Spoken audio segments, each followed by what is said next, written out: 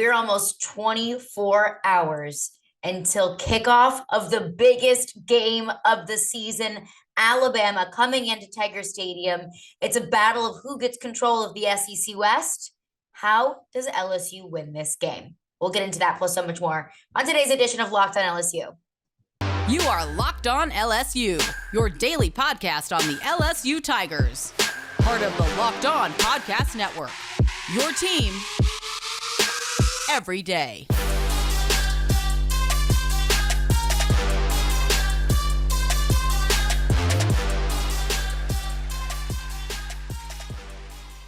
Well, thank you for making Locked on LSU your first listen every day. We are free and available wherever you get your podcasts. I'm Caroline Fenton. I'm your host every day. I'm an LSU graduate, diehard LSU fan, and I'm a sports talk radio host in Nashville. You can find us on your preferred podcast platform or on YouTube as well. But we've got a lot to get into. I'm not going to stall any time because it is big game week. And if you would have told me 11 weeks ago, going into this season, even, after week one, after that loss to Florida State, that this LSU Alabama game would be, highly debated, that, Alabama would only be an 8 or so point favorite, that there could be a serious, legitimate discussion about LSU winning this game and potentially punching their ticket to Atlanta, I probably wouldn't have believed you. But here we are in just Brian Kelly's first season, and this game matters. And this game has serious implications. So how could LSU win it?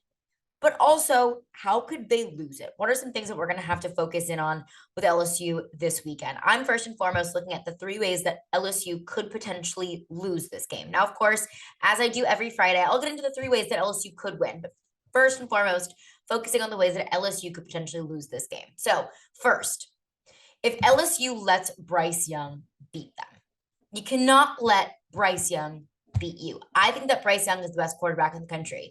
I think if you watch that Tennessee-Alabama game, you would agree with me that Bryce Young was the best player on that field, even though Alabama lost that game. If Alabama didn't, if their kicker makes that, 40, 50, whatever it was, yard field goal, then Bryce Young would be the Heisman frontrunner and could be the first back-to-back Heisman Trophy winner in a long time, since the 60s. So I think that is a serious challenge that LSU is going to be faced with, because Bryce Young has so many talents in so many different ways. He can throw the deep ball. He can make those 50-50 catches, and he has elite scramble ability. If you watch that Tennessee-Alabama game, and I'll probably reference that a lot just because I think that was his best performance of the year, that game and probably the Texas game, he is able to escape pressure like no other quarterback that I've ever seen at this level. I mean, he looks like Patrick Mahomes out there because he's able to get out of the pocket and he can run around and still make plays when probably any other quarterback in the country, or majority of the quarterbacks in the country, probably would just take a sack or just throw the ball away. So he has elite scramble ability. And Brian Kelly talked about Bryce Young and what makes him so special in his Thursday press conference. And I think the one thing that stood out to me is he said, Bryce Young can really make you look silly. So this was Brian Kelly and the challenge that LSU's defense faces playing Bryce Young and trying to defend Bryce Young. I don't know that you can prepare anybody for a quarterback like Bryce Young. I think what Harold brings is, obviously an athleticism that can close on him and force the ball out of his hands. The one thing that I think you got to be careful with is, you're trying to make a big play on him and he makes you look silly. We need to get the ball out of his hand. And so Harold's an extremely gifted athlete, close space, get in a good football position and get the ball out of his hand. And it's true, because the question was asked specifically about Harold Perkins, because that's going to be one key here, because it's not just going to be about the pass rush. It's not just about getting pressure on Bryce Young, which likely will not be Harold Perkins' job. That'll probably be B.J. Ojulari and Ali Gay, your 2 true pass rushers, getting pressure on Bryce Young. And then Harold Perkins comes in to be able to stop the scramble, to be able to stop the run. Because the thing with Bryce Young is it's not just about getting pressure on him. It's about getting pressure on him and then trying to keep him in the pocket and contain him from all sides. So I think that that's going to be the really difficult thing for this LSU defensive front, is it's not just, trying to, stop big passing plays. It's not just about trying to stop the run. It's about everything, because Alabama really truly does have a very balanced offense. The second thing, kind of looking at Alabama's defensive side of the ball, the second way that LSU could lose is if LSU lets Will Anderson disrupt the offensive game plan. Now, I don't know what the offensive game plan is going to be. Looking at the weather, I can only assume that probably going to want to defer to running the ball a good bit. But whatever the game plan is, whatever they decide is the best way to beat Alabama, if you let Will Anderson disrupt that, and if you let Will Anderson, if you let Will Anderson get pressure on Jaden Daniels, if you let Will Anderson stop the run, then you are going to have a very, very long day offensively. Will Anderson, I think, is going to be a top 5 pick in this year's NFL draft, if not a top 3 pick in this year's NFL draft. He is the best defensive player in the nation. Now, looking on the other side of that, Will Anderson had his best year of football last year. Will Anderson finished the season last year with 17 and a half sacks. He has 6 sacks so far in the season. At this point of the season last year, he already had 9. And I believe he had double the number of total tackles at this point last year than he does have now. He isn't as much of a dominant force this season as he was last season, but that talent is still there. And that ability is still there. And the other side of that is Will Anderson also this season has proven that he can draw a good bit of penalties, and also has not yet drawn a single holding penalty on opposing offensive lines. So that's a kind of a silver lining for LSU, is that Will Anderson isn't going to be the same force, or at least hasn't so far been the same force this year as we've seen him be last year, but he still has that ability to stop or limit what you want to do offensively. And so with this offense that has clicked over the last 2 weeks, that's, I think, still trying to get to that point of finding consistency. If you let Will Anderson, kind of run all over you or limit what you can do offensively, then LSU is just not going to be able to score enough points to beat this team. So that's the second thing. Don't let Will Anderson disrupt the offensive game plan. And Brian Kelly kind of said the same idea in his Thursday press conference about Will Anderson, just how good he is. But also, is he better than any other player that LSU has already faced? Yeah, I mean, they're going to be a challenge, and it's not. And I think I mentioned this the other day, is you just can't fan to one side. I mean, both ends are outstanding players. So, yeah, we're going to have to chip. We're going to have to take the tight end and use him before he gets out. Slow release the tight end. We're going to have to chip with the back. I think our guys have done a pretty good job. The one thing about the SEC, what I've learned since I've been down here, is that you're getting really good pass rushers each week, and you have to account for that. So within our system and what we've done in the passing game, we've had to go through this. This isn't the first time, and we'll have to employ that again. So I think the message there is Brian Kelly understands what kind of a threat or challenge that Will Anderson and the rest of this Alabama defensive line poses. But I think the message there is we aren't more nervous about Will Anderson than any other pass rushers that we have seen this season. Now, is that a good approach or a bad approach? Honestly, I think I could see it go either way. Are you just under preparing for one of the better defensive players in college football? Or are you approaching it like we are going to go forward with our offensive game plan as usual, because our offensive line has been able to pass and run protect good enough facing other really good pass rushers? Because if you look at it, Alabama doesn't rank in the top of the SEC in sacks or quarterback pressures. So, I mean, I would look at Ole Miss as being one of those teams. Also, Arkansas at the top of the SEC in terms of sacks. Well, LSU was already able to get past that defensive test that Ole Miss kind of showed. So whether you look at that in a positive way, like LSU is just business as usual, or a negative way, like maybe they're under preparing or underestimating the threat of Will Anderson, I think overall this offensive line is prepared for any pressure that a defensive line can bring.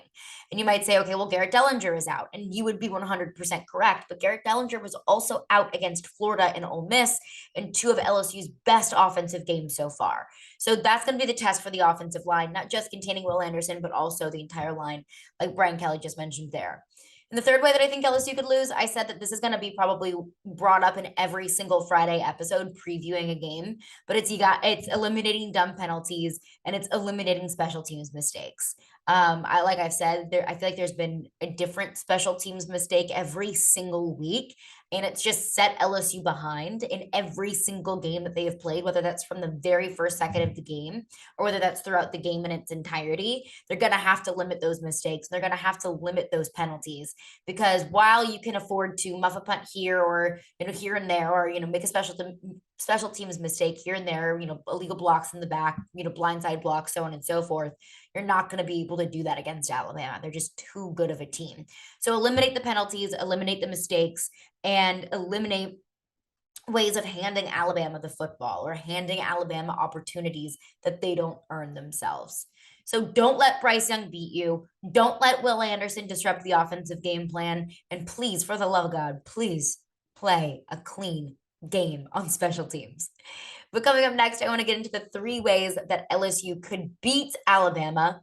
What's the key to starting fast? And what's the key to maybe turning on the momentum for LSU? We'll get into that coming up next. Before we do that, I want to tell you about Underdog Fantasy, because it is the easiest place to spice up college football season. It is super easy to get started. All you have to do is just download the app and then put in all of your information, and you can play while you're watching LSU play, while you're watching the games this Saturday. It is super, super easy and super, super quick to set up.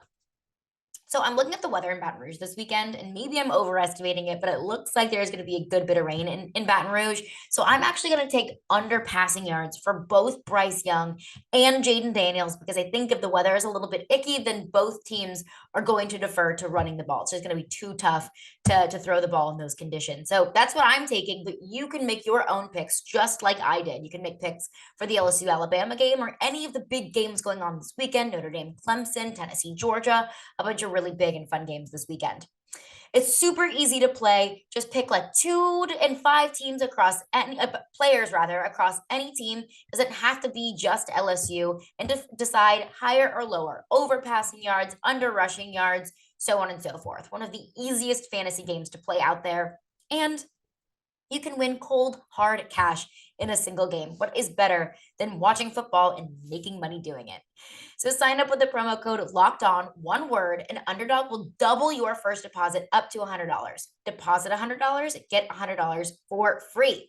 Go to UnderdogFantasy.com or the Underdog Fantasy app in the App Store or Google Play Store. That's Underdog Fantasy, promo code LOCKEDON, one word. Get in on the college football pick'em action today. Well, thanks for making Locked On LSU your first listen today. You can find us on your preferred podcast platform, but check us out on YouTube as well. Locked On LSU on YouTube. You can listen to the podcast. You can also watch it as well. For your second listen today, check out Locked On Sports Today. From the games that matter to the most to the biggest stories in sports, go beyond the scoreboard and behind the scenes with local experts and insights only Locked On can provide. Locked On Sports Today, available on this app, YouTube, and wherever you get your podcasts. So 3 ways that LSU could beat Alabama, be in the driver's seat for the SEC West. Let's get into it. First and foremost, big defensive plays that create momentum. Now, I talked about something on the podcast yesterday about not necessarily why I think LSU gets off to slow starts, but why I think they're able to turn it around. Because Brian Kelly mentioned, moving 11 on 11 periods at the beginning of practice. He mentioned giving quizzes on Saturday morning, getting your body physically and mentally ready to go from the very first snap of the ball, which I understand. I get that. But I thought, instead of the slow starts, what is the reason for the turnaround? And I mentioned yesterday, I highlighted a couple examples from LSU season of the fact that I think that LSU is able to turn things around when the defense creates momentum. By big stops, turnovers, so on and so forth. By creating turnovers, by forcing 3 and outs, by getting really big stops in times when it really matters most, that's when LSU starts to turn on. And I gave a couple examples, but I was kind of thinking on it last night. I was thinking about the points that I was making, and I was like, you know what? I think I'm onto something here. So I dug a little bit deeper. Looking at all of the games in which LSU has gotten down early and then was able to scratch and claw their way back. Here's all of the examples that I listed. First and foremost, the game against Florida State. I mean, I think we all know the offense looked slow. It looked lethargic. It looked confused. It looked like 11 individuals on the field rather than one offensive unit. But LSU was down 24-17. The offense was struggling. The team as a whole was just struggling against Florida State.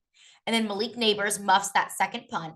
Florida State recovers at the LSU 8. And at this point, I'm thinking, okay, game over. Florida State scores here. It's going to get really ugly. But I was wrong because LSU's defense forced a fumble at the LSU 1 on third down. Mekhi Wingo recovers it. It's LSU's ball. There's a minute and 5 seconds left on the clock. When did LSU's offense start to click? When did that team look completely different than it had all game long? After that forced fumble. After LSU held Florida State with the ball at the LSU 8 and then driving into the LSU 1 at third and goal, forcing a fumble. That's when LSU's offense looked its best. That's when I saw a peek behind the curtain of what we could probably expect from LSU's team moving forward, because the offensive momentum completely shifted, going up tempo, things starting to click, moving the ball well. LSU was able to move the ball from their own 1 yard line to the end zone in a minute and 5 seconds. And if that extra point goes in, this would be a completely different conversation about this team as a whole, about this postseason expectations, so on and so forth. So the offensive momentum we didn't see until the final minute of the game, but it came after a really big defensive stop and a forced turnover. Mississippi State. The first half, the offense, same kind of thing. It just wasn't really clicking. Jaden Daniels wasn't throwing the ball to open receivers. They were moving the ball okay, but it didn't look like a team that was, going to go out there and dominate.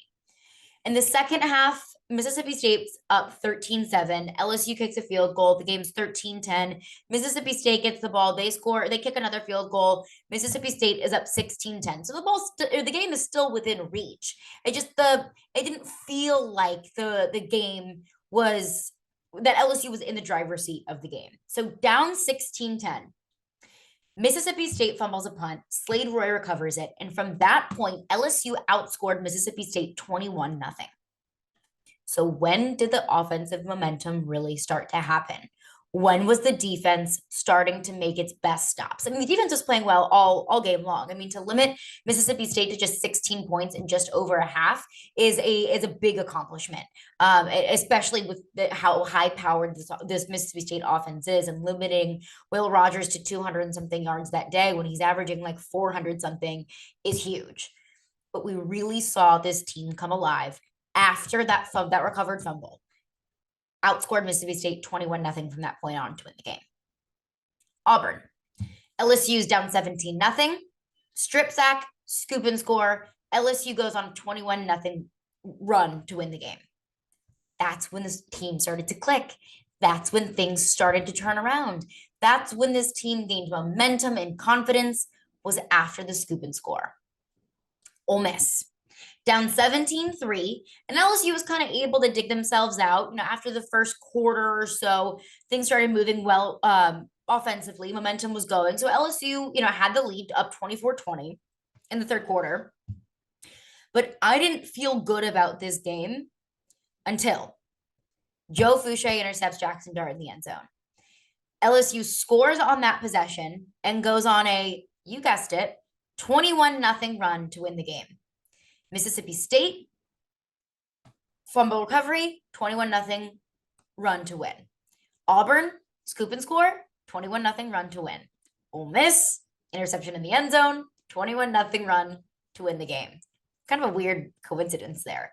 But I think that just goes to show when LSU's down in all of these games this year that they have dug themselves in a hole, what gets them out of it?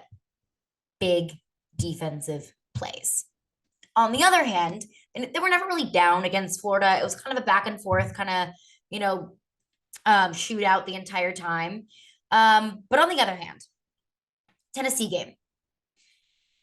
Tennessee, that game was over. It felt over from the very first second of the game whenever Jack Bash fumbled the kickoff. And that's not the first time that LSU started a game slow or has started a game with some special teams woes.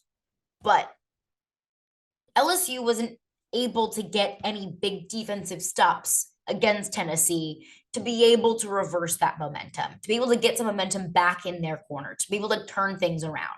And I'm not saying, like if LSU was able to intercept Hendon Hooker or recover a fumble or whatever it might be, I'm not saying that necessarily would have been the difference in the game, but I am saying I don't think it would have been as ugly if the defense was able to get big stops or make big plays against that Tennessee offense. They just never were able to do it. So LSU was never able to get back in the game. So this is my theory.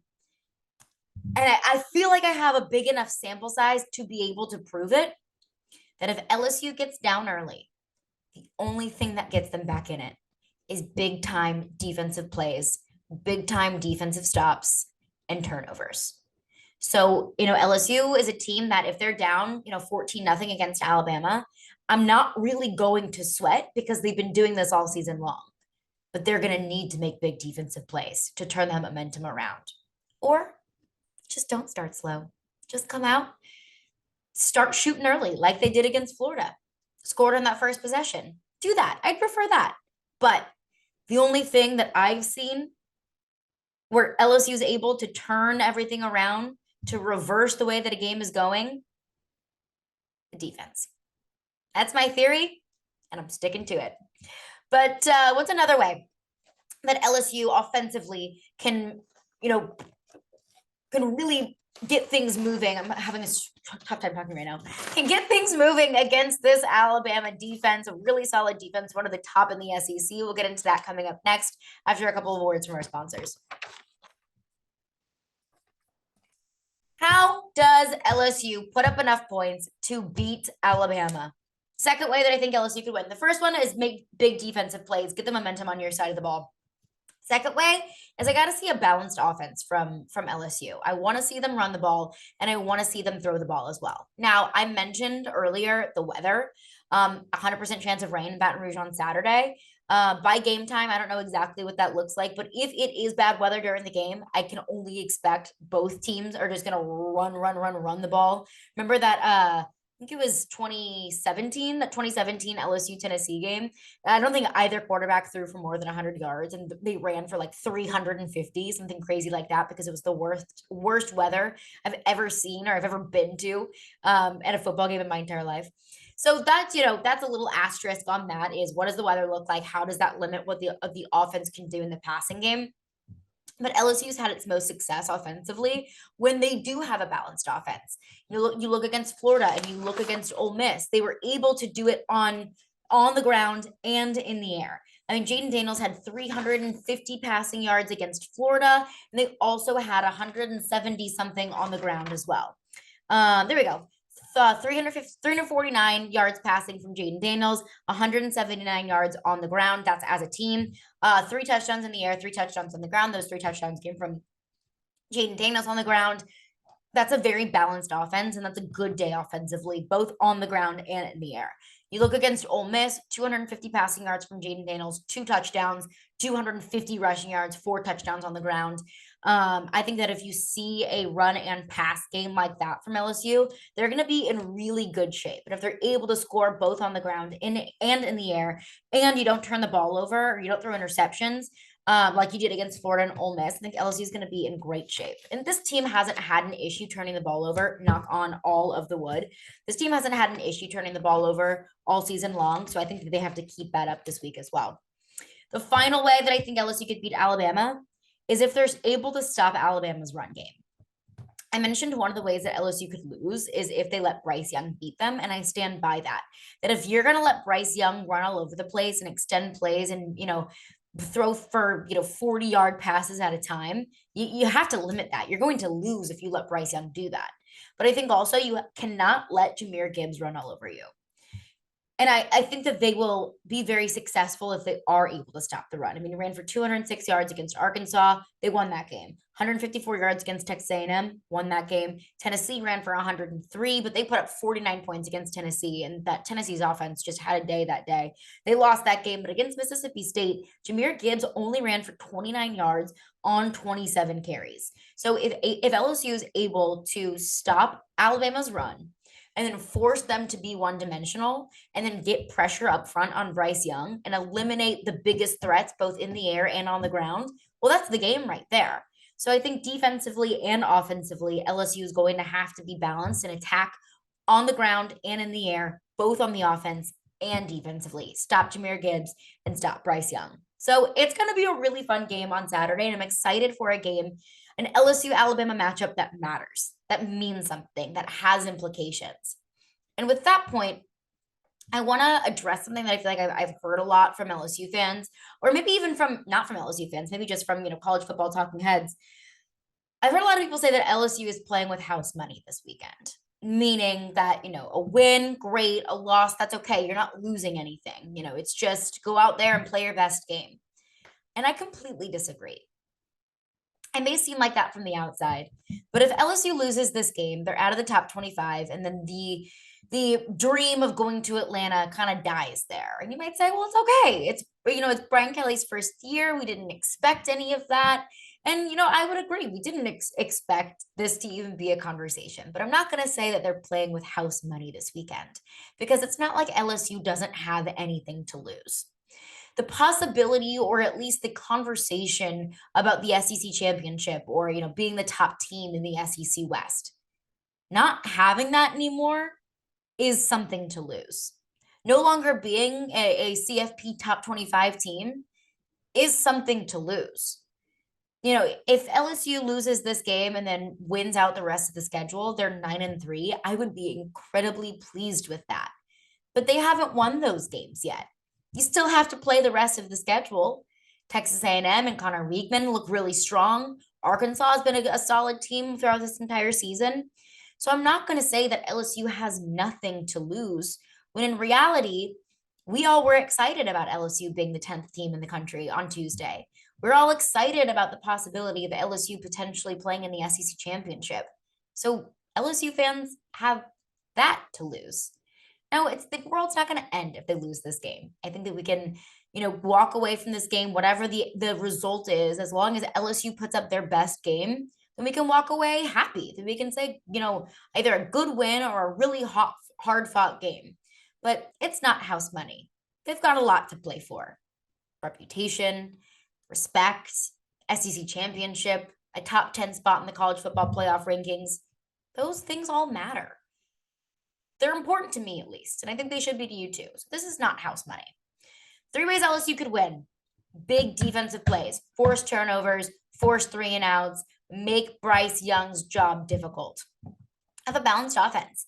Throw the football, run the ball. Make Alabama's defense question, and make Alabama's defense ready for whatever this LSU offense could do, either on the ground or in the air. And also stop Jahmyr Gibbs, stop Alabama's run game, stop Bryce Young. Do not let him beat you.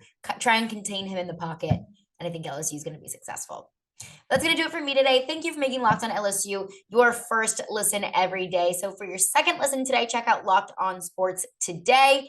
The biggest stories of the day, plus instant reactions, big game recaps, and the take of the day, available on the Odyssey app, YouTube, and wherever you get your podcasts. If you're going to be in Tiger Stadium this weekend, have fun, enjoy it. I can only imagine how fun that environment is going to be. I'm bummed that I'm not going to be able to be there, but please cheer extra loud for me. But I'll have a full game recap coming up on Monday. We'll see y'all then.